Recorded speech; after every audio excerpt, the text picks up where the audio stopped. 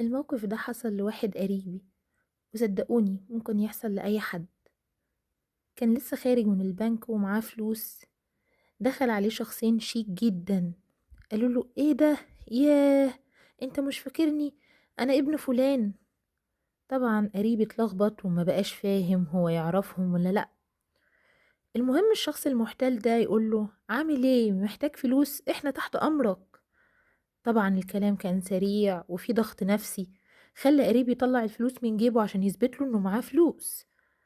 فالمحتال ده طبعا قال له طب وريني كده معاك كام. وفجأة بدأ يلف ويدور في الكلام ويشغله ويشتته، وفي ثانية مشي. وأقسم بالله قريبي ما خدش باله غير بعد ما مشي. خلوا بالكوا النوع ده من السرقة اسمه خداع ذهني، واوعوا تطلعوا فلوسكوا قدام حد حتى لو شكله محترم. ولو حد حاول يشتتك امشي فورا. ولو عجبك الفيديو اعملي لايك واشتراك في القناة.